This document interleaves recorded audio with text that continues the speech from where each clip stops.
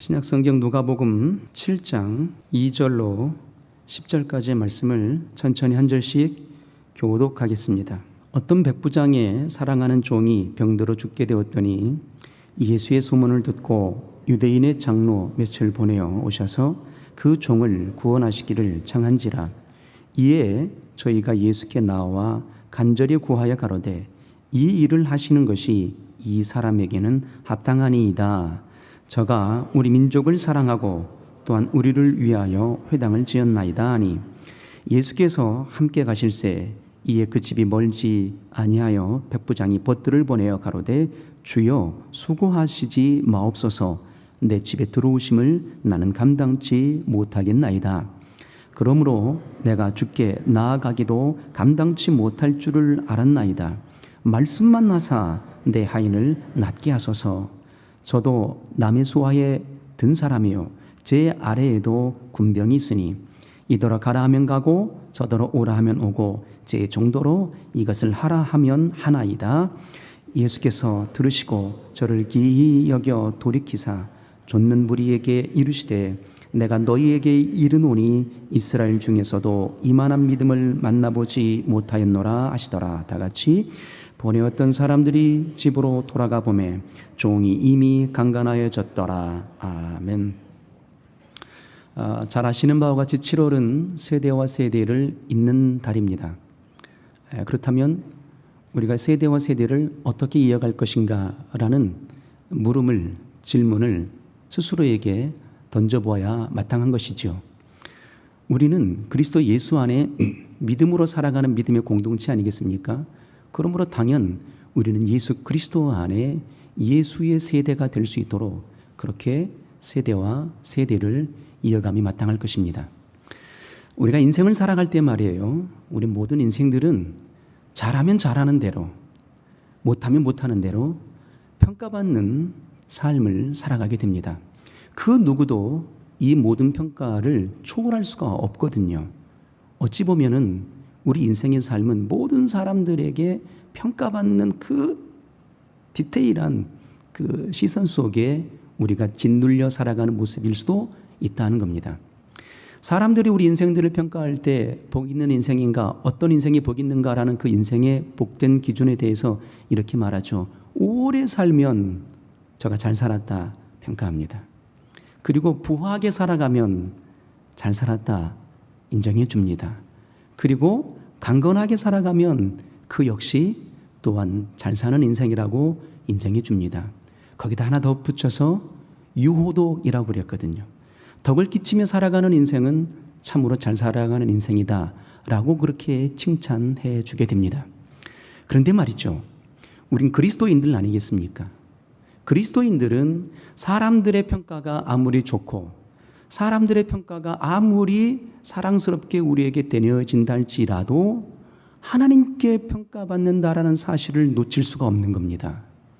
사람들에게만 평가의 기준으로 남는 것이 아니라 하나님께도 우리는 평가를 받아야 되고 그 평가의 기준을 우리가 넉넉하게 패스할 수 없다면 영광의 나라에 이룰 수 없다라는 것입니다.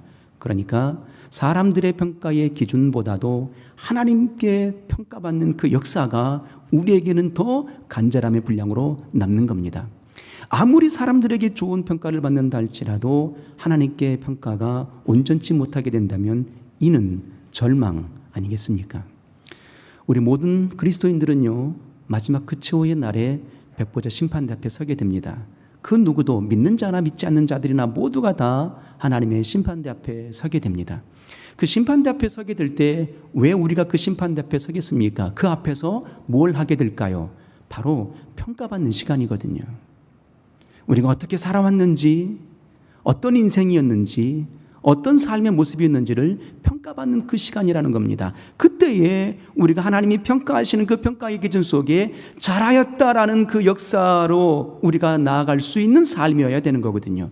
그렇다면 말이죠, 하나님이 우리를 평가하시는 그 평가의 기준이 분명히 있을 터인데 우리가 그때에 백보자 심판대 앞에 섰을 때에 하나님의 손에 올려드리는 세 가지가 있다라는 겁니다. 빈손으로 왔다가 빈손으로 돌아가는 것이 인생이라고 했지만 그리스도인들은 빈손으로 왔지만 빈손으로 가는 게 아닙니다. 반드시 하나님의 손에 올려드리는 것이 있어야 되는 거거든요. 하나님의 손에 올려드리는 그 세 가지를 보시고 하나님이 우리를 평가의 역사로 판단하시는 겁니다. 뭘 드릴까요? 가장 먼저는 나를 드리는 겁니다. 내가 어떻게 하나님 앞에 살아왔는지, 내가 어떻게 하나님과 연결되어 이어져 왔는지의 그의 삶의 모습을 드리는 겁니다. 그러니까 하나님께 연결되어지고 잇대어지는 그 삶의 모습으로 살아온 인생들에 대해서는 하나님이 온전하게 평가하시겠죠. 그리고 또 하나 올려드리는 또 하나의 분량이 있는데, 내가 전도한 인생을 하나님의 손에 올려드리는 겁니다. 전도한 인생이 어떤 인생이겠습니까? 바로 내가 문 영혼을, 내가 하나님께 연결되었으므로 다른 영혼들을 하나님께 이어지게 하는, 잇대게 하는 역사의 소중한 영혼이 전도한 대상들 아니겠습니까? 그 이어지게 하는, 그 많은 영혼들이 이어지게 하는 그 역사의 영혼들을 하나님의 손에 올려드리게 되는 겁니다. 그때 하나님이 기뻐하시는 거죠. 그리고 마지막으로 한 가지 남아있는 또 하나 올려드리는 세계가 있는데, 그 역사의 분량은 말이죠, 우리가 이 땅에 살아가면서 하나님께 영광을 돌린 그 아름다운 추억을 하나님의 손에 올려드리는 겁니다. 이 역사의 분량이 없다면 말이죠, 우리는 결코 하나님께 인정받을 수 없습니다. 좋은 평가를 받을 수 없다라는 사실이에요. 이 세 가지의 모든 분량이 뭐겠습니까? 하나님께 연결되고 이어지게 되는 모든 순간들인 거예요. 결국 세대와 세대를 이어가는 모든 역사가 우리 그리스도인의 삶 가운데 필요하다라는 겁니다. 어디로 이어지게 해야 될까요? 그리스도 예수 안에 이어지게 해야 되는 것입니다. 성경에 보면요, 우리가 구약의 다윗이라는 인물을 만나게 됩니다. 이 다윗이라는 인물이 말이죠, 하나님께 정말 가장 아름다운 평가를 받는 그 모습을 보여주게 됩니다. 그래서 사도행전 13장 22절 이하를 보게 되면 말이죠, 하나님이 다윗을 평가한 그 장면이 나오게 됩니다. 이새의 아들 다윗을 보니 이는 내 마음에 합한 자라 그랬어요. 하나님 마음에 다윗이 합한 겁니다. 얼마나 아름다운 표현인지 모릅니다. 우리 그리스도인의 삶의 표상이어야 되지 않을까? 꿈꾸는 비전이, 주여 내 영혼은 주의 마음에 합한 자가 되길 원합니다 라는 그런 소망이 가득하기를 소원합니다. 하나님 마음에 합하였던 다윗을 향하여서 이어서 이렇게 말씀하십니다. 저는 내 마음에 합한 고로 내 모든 뜻을 저를 통하여 이루어내리라 하신 겁니다.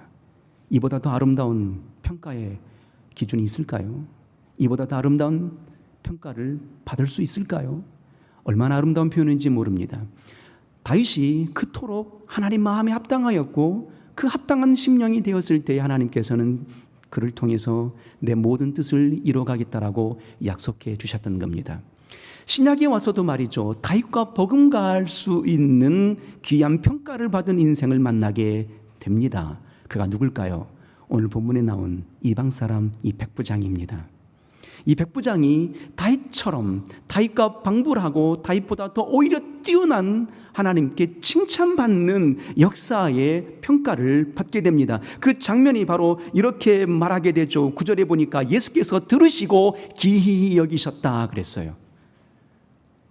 백부장의 믿음을 들으시고, 백부장의 고백을 들으시고, 그 신앙의 믿음의 고백을 들으시고 놀라신 거예요. 기히 여겼다라는 의미가 뭐겠습니까? 놀라웠다, 충격적이었다, 뭐 이런 의미거든요. 그 백부장의 고백의 믿음을 들으시고 기히 여기셨어요. 그 기히 여기심의 분량이 뭐겠습니까? 내가 이스라엘 민족 중에 이만한 믿음을 만나보지 못했다 하는 거예요. 이보다 더 뛰어난 믿음을 만나보지 못했다. 얼마나 아름다운 평가의 모습입니까? 백부장, 그가 누구입니까? 이방 사람이잖아요.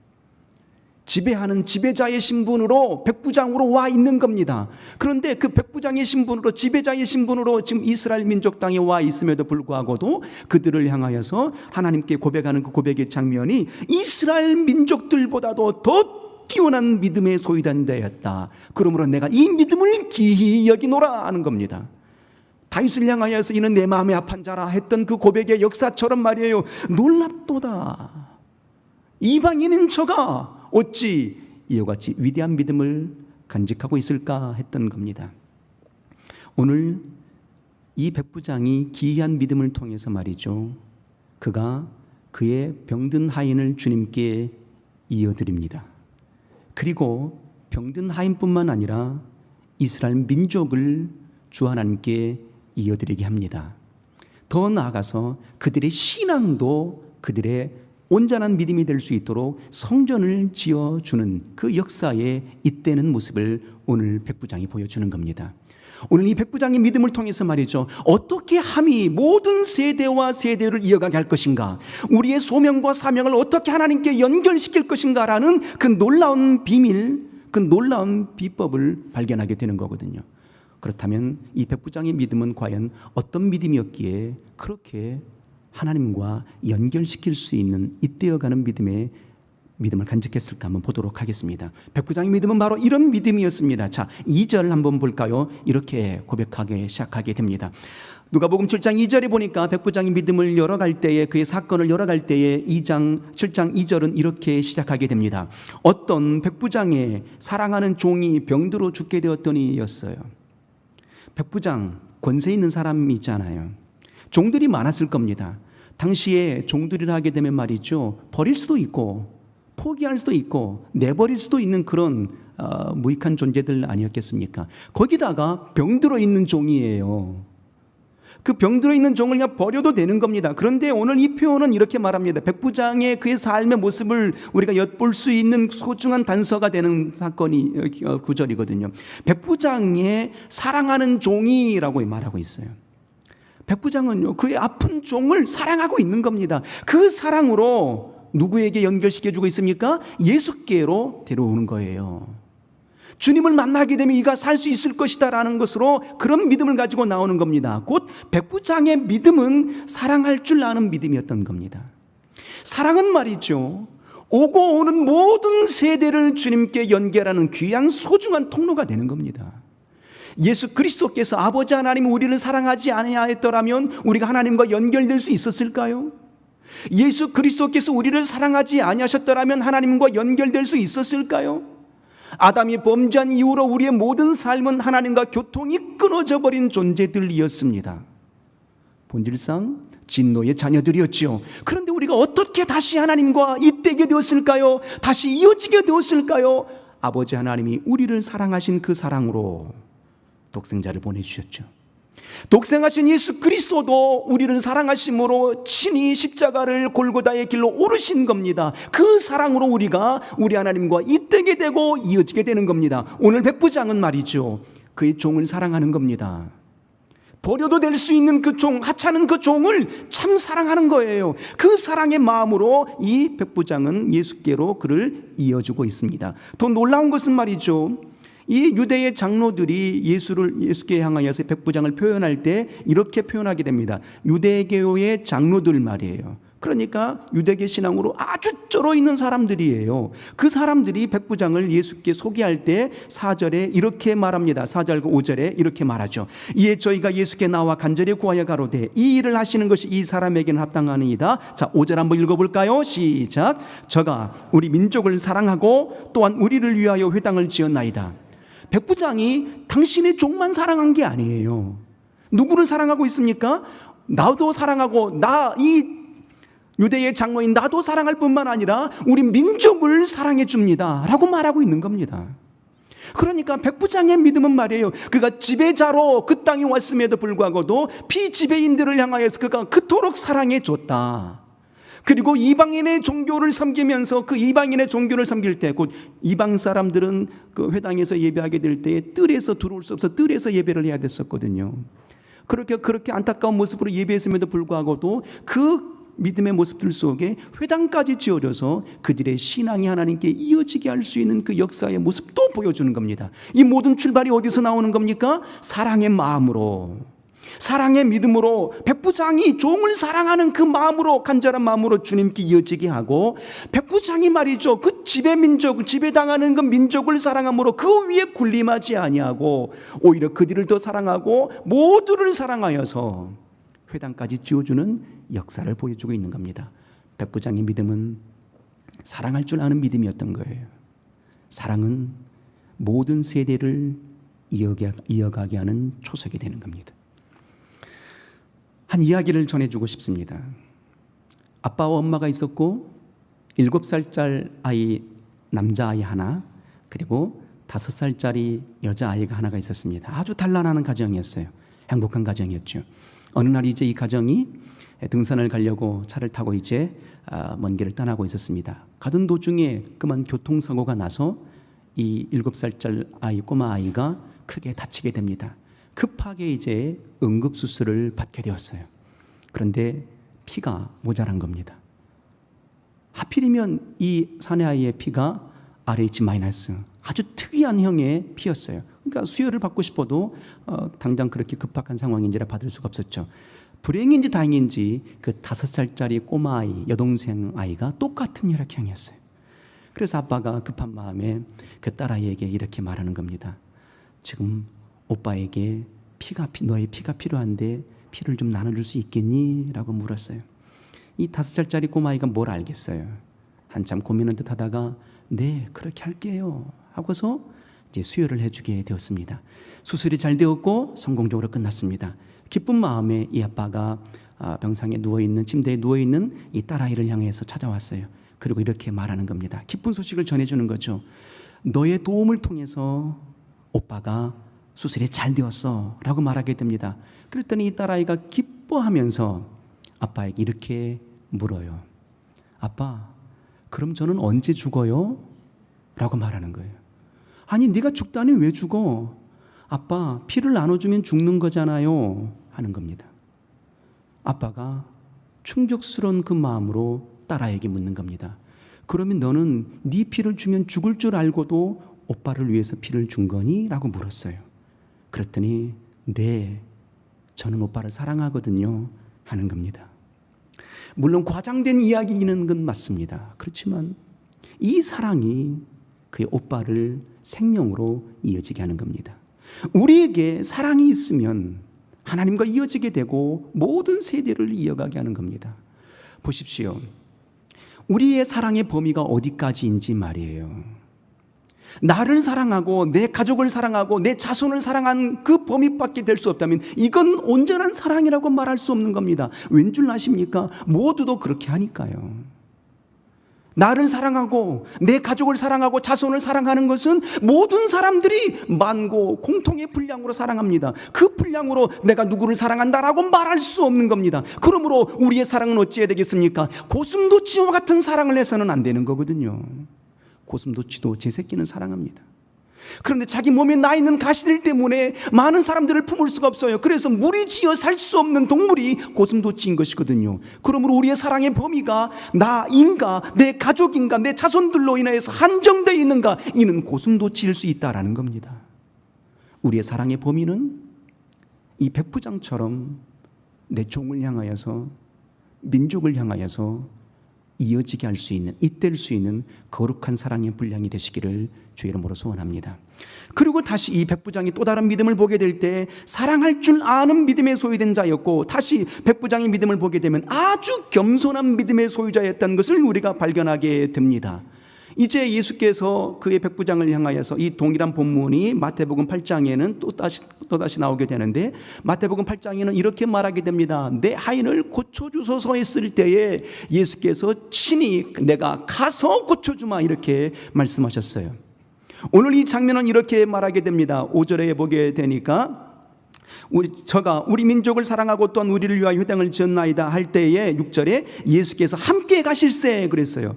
백부장에게 내가 함께 가겠다, 너의 집에 가서 내가 너의 종을 지켜주겠고 살려주겠다 하고 있는 겁니다. 그런데 백부장이 뭐라고 말하고 있을까요? 이렇게 말하게 됩니다. 그 집이 멀지 아니하여 백부장이 벗들을 보내 가로되 주여 수고하지 마옵소서, 내 집에 들어오심을 나는 감당치 못하겠나이다 하는 거예요. 그리고 이어서 하시는 말씀이 7절에 다만 말씀만 하사라는 거예요. 이 얼마나 겸손한 믿음의 표상입니까? 이 당시에, 이때 말이죠, 이 순간에 말이죠, 모든 사람들이 예수를 향하여서 저의 집에 가서 고쳐줌이 마땅합니다라고 말했거든요. 2절에 3절에 보면 이렇게 말하게 됩니다. 예수의 소문을 듣고 유대인의 장로 며칠 보내 오셔서 그 종을 구원하시기를 청한지라 그랬어요. 4절에 이에 저희가 예수께 나와 간절히 구하여 가로되, 사람들이 예수께 구하는 겁니다. 이 일을 하시는 것이 마땅한 일이에요 라고 말하고 있는 겁니다. 모든 사람들이 백부장의 집에 가서 그의 하인을 고쳐주심이 마땅해요. 저가 우리 민족을 사랑했고 나를 사랑했고 회당을 지어준 사람이에요. 그러므로 하나님께 주님께서 선한 일을 행하심이 마땅합니다라고 그렇게 말해주고 있는 겁니다. 그런데 유독 백부장만 아니요, 내 집에 오심을 나는 감당할 수 없어요. 다만 말씀만 하옵소서 하는 겁니다. 겸손, 그 겸손이 그 종을 살려내는 역사의 연결고리였던 겁니다. 그 겸손이 이 백부장의 믿음을 기히 여길 정도의 믿음으로 주님이 판단해 주신 겁니다. 우리의 모든 삶은 겸손의 믿음이 필요합니다. 어느 산에 말이에요, 또 하나 이야기를 또 하고 싶습니다. 어느 산에 세 그루의 나무가 있었어요. 이 세 그루의 나무가 아주 친밀했거든요. 그래서 서로가 이야기를 나누는 겁니다. 그들의 꿈의 이야기를 나눴는데 그들의 꿈은 이거였습니다. 나는 사람들에게 유익한 삶을 살고 싶어. 그 중에서도 세 나무 모두가 다 동일하게 왕을 섬기는 그런 일을 하고 싶어 였어요. 얼마나 꿈이 아름답습니까? 그래서 한 나무는 이렇게 얘기했어요.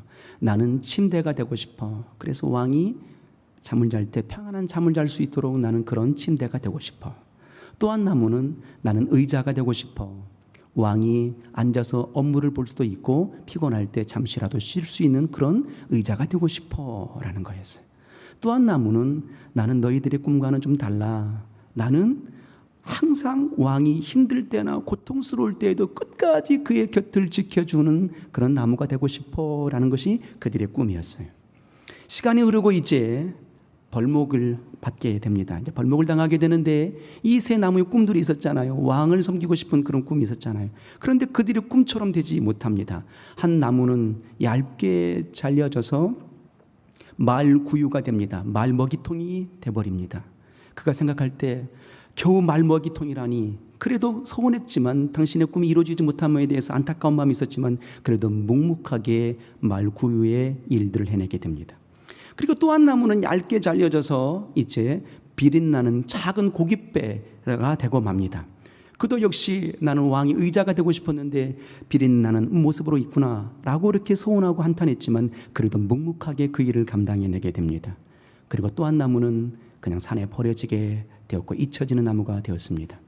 어느 날 시간이 되었습니다. 많은 시간이 흐르고 난 이후에 말이죠, 놀라운 반전이 일어나게 됩니다.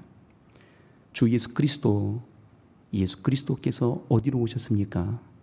말구유에 잉태하게 되신 거죠. 그때 그가 깨달은 거예요. 내가 왕을 모셨다니 라고 말이죠. 그리고 예수께서 그 비린내나는 배 위에 오르셔서 말씀을 강론하시고 그 비린내나는 배 위에서 주무시기까지 하시더라 이 말이에요. 그 의자가 되고 싶었던 그가 다시 생각하는 겁니다. 내 꿈이 이루어졌도다. 내가 주님을 모실 수 있다니 하는 겁니다. 그리고 버려진 나무, 잊혀진 그 나무, 십자가가 되어서 죄인을 다룰 수 있는 십자가로 만들어지게 되었는데 예수 그리스도 죽음의 현장 속에 모시는 그런 십자가가 되었던 겁니다. 무엇을 느끼십니까? 좋은 모습이고 힘든 모습이고 안타까운 모습이라 할지라도 우리가 어느 환경 어느 위치에 있다 할지라도 주님을 향한 겸손의 마음이 있다면 하나님께서는 그 모든 모습을 사용하시는 겁니다. 그 모습을 통해서 하나님과 연결되고 이어지게 되는 것이고 교회가 건강해지고 가정이 건강해지며 우리의 심령이 주님 앞에 쓰임받게 되는 역사와 이적이 펼쳐지게 된다 하는 것입니다. 그러므로 이 겸손이어야말로 내가 이 믿음을 기히 여기노라, 이스라엘 민족 중에 이만한 믿음을 내가 만나본 적이 없다 하심의 역사가 우리의 삶 가운데 펼쳐지기를 주의 이름으로 소원합니다. 주의 은혜는 어디로 흐를까요? 하나님의 공식입니다. 주의 은혜는 높은 곳에서 낮은 곳으로 흐르게 되는 것입니다. 높은 곳에 물이 아래로 흐르고 흘러서 바다로 들어가는 것처럼 하나님의 은혜는 하나님의 은혜의 보좌 앞에서 흘러내려서 겸손한 심령들 위에 흐르게 되어 있는 거다라는 사실인 거예요.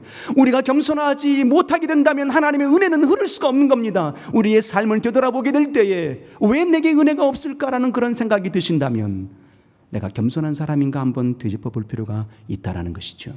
우리 모두 겸손한 삶이 되기를 주의 이름으로 소원합니다.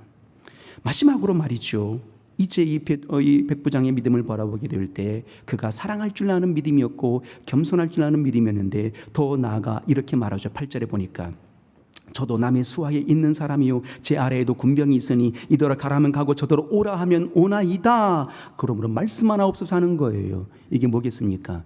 순종할 수 있는 자세가 있잖아요.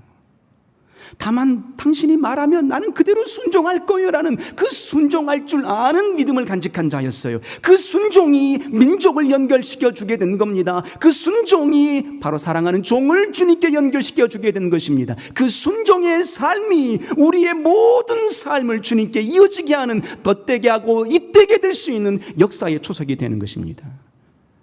이스라엘 민족이 말이에요, 요단강을 건너게 됩니다. 그 요단강을 건너이 어떤 역사였습니까? 순종의 세계로 요단강을 건너지 않았겠습니까?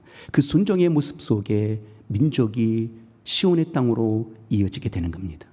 순종의 역사로 그 모든 삶이 달라지게 되더라 하는 거예요. 이제 이 사건을 바라보게 될 때 말이죠, 놀라운 장면은 이런 겁니다. 8절 보면 저도 남의 수하에 있는지라 라고 표현하잖아요. 아주 재미있는 표현입니다. 나도 남의 수하에 있어서 이더러 가라면 가고 오라면 옵니다라고 말하는 것은 뭐겠습니까? 나도 할 수 있으니 당신도 할 수 있어요 라는 표현이거든요. 나도 했으니까 당신도 권세가 있는 사람이에요 라고 말하는 거예요. 이가 백부장이 말할 때 내가 남의 수하에 있으므로 남들을 수하를 향하여서 가라면 가고 하는 그 역사가 내게 로마 황제의 권세가 내게 있으므로 이것이 가능한 거예요. 그러므로 당신도 권세가 있으신데 내가 보니 당신의 권세와 권위는 생명의 권위예요. 창조주의 권위가 있음을 내가 알아요 라고 말하는 표현과 동일한 거거든요. 나는 황제의 권위로 이더러 가라면 가고 라고 명하게 되면 그들도 순종하는데 당신에게는 창조주의 권위와 권세가 있고 생명의 권위가 있으니 그 권위로 말씀하시게 되면 우린 모든 역사가 이루어지게 돼요 라고 그렇게 말하는 믿음의 표현인 거예요. 얼마나 아름다운 표현입니까? 그래서 이 백부장이 그 순종의 자세가 간직해져 있는 거죠. 백부장이 이 사건을 보게 될 때 이렇게 순종할 수 있는, 말씀 하나 없었어라고 말할 수 있는 그 배경의 믿음의 출발을 보게 될 때 요한복음 4장을 보게 되면 이 동일한 지역에 말이죠, 가버나움 지역에 이 사건이 있기 전에 또 다른 사건이 하나가 있게 되는데 왕의 신하의 아들이 병들어 죽게 됩니다. 그때 왕의 신하의 아들이 자기 아들이 병들어 죽게 되니까 예수께 그 아들을 살려달라고 강청하게 됩니다. 그때 주님이 이렇게 말씀하시죠. 이 민족들은 기성화 표적을 보여주지 않냐면 도무지 믿지 않는도다 라고서 거절하죠. 그래도 이 왕의 신하가 강청합니다. 살려달라고 말이죠. 그때 주님이 말씀하십니다. 가라, 내 아들이 살았다. 그 말씀하심을 듣고 가던 도중에 아들이 살아나는 이적을 보게 된 겁니다. 이 소문을 이 백부장도 들었을 거라는 얘기예요. 그래서 이 백부장은 말하는 겁니다. 당신은 말씀만 하옵소서, 내가 순종하겠습니다. 모든 만물들도 순종하여 역사가 일어납니다 라고 말하는 겁니다. 순종의 세계가 우리 모든 세대를 이어가게 하는 겁니다. 백부장이 그 사랑하는 그 믿음으로 세대와 세대를 이어가게 되었죠. 백부장이 그 겸손의 믿음으로 민족을 이어가게 했던 겁니다. 백부장이 그 겸손의 믿음으로 사랑하는 종을 주님께 이어져 가게 하는 역사를 보게 되는 겁니다. 주님의 제자들을 보십시오. 제자를 부르실 때에 어떤 제자를 부르셨을까요? 최초의 제자를 부르셨을 때 말이죠, 베드로가 밤새도록 고기를 잡았지만 한 마리도 잡지를 못합니다. 그물을 정리하고 있어요. 그 배 위에 오르셔서 말씀을 전하시고 베드로에게 묻습니다. 잡은 고기가 있니? 없습니다. 깊은 데로 가서 그물을 내려라 했어요. 베드로가 밤이 맞도록 수고하여서 잡은 것이 없지만 주의 말씀에 의지하여 그물을 내리리이다. 깊은 데에 가야만이 고기를 잡을 수 있는 게 아니에요. 순종의 역사 속에 놀라운 이적을 경험하게 된 겁니다. 이 사건이 말입니다, 다시 예수 그리스도 부활하시고 나신 이후에 또다시 일어나게 됩니다. 요한복음 20장 21장을 보게 되면 말이죠, 이 사건이 이어지게 되는데 예수께서 죽으시자마자 제자들이 다 뿔뿔이 흩어집니다. 그리고 어느 그룹들은 이제 한 가정에 숨어서 문빗장을 굳게 걸어 담그고 숨어 있는 겁니다. 그때 주님이 그들의 제자들 속에 들어오시죠. 그 집으로 쑥 들어오셔서 두려워하는 그들에게 말씀하십니다. 평강이 있을지어다. 성령을 받으라 말씀하셨어요. 이때에 도마가 없었거든요. 그러니까 도마에게 간증을 하니까 나는 내 손으로 직접 예수 그리스도의 피 묻은 손을, 그 못자국 난 손을 봐야 되겠고 옆구리에 손을 넣어보지 아냐고서는 믿을 수 없다 그랬어요. 그랬더니 주님이 8일 후에 도마에게 다시 두 번째 나타나십니다. 내 손을 보라, 만져보라, 내 옆구리에 손을 넣어보라. 그때 도마가 비로소 주님인지를 발견하게 되고 나의 주님이시여 나의 하나님이십니다라고 고백합니다. 그리고 주님이 말씀하시잖아요. 내가 나를 본고로 믿느냐, 보지 않고 믿는 믿음이 더 복되도다 하셨어요. 그리고 하루가 채 지나지 않아서 말이에요, 그 주 예수 그리스도의 부활의 감동과 감격이 채 사라지기도 전에 베드로는 이렇게 말하게 됩니다. 나는 고기 잡으러 가야 되겠어. 부활의 감동과 기쁨보다도 당신의 생명의 목구멍이 포도청인지라 나는 고기 잡으러 갈 거야 라고 말합니다. 더 놀라운 사실은 말이에요, 주님을 목격하였던 도마도 나도 따라갈래요, 나다나엘도 나도 따라갈래요, 세베대의 두 아들도 나도 같이 갈래요 라고 고기 잡으러 갈릴리 바다로 떠나고 맙니다. 그리고 밤새도록 고기 잡았지만 한 마리도 잡지 못합니다.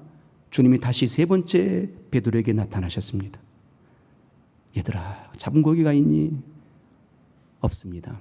오른편으로 그물을 던져라. 방향이 중요한 게 아니잖아요. 오른편에 그물을 던지니까 두 그물이 찢어지도록 153마리의 고기가 잡히게 됩니다. 그랬더니 요한이 말이죠, 주님이시다니까 베드로가 놀래가지고 겉옷을 벗고 바다로 뛰어듭니다. 그리고 주님이 그때 다시 그들의 사명을 이어주게 하십니다.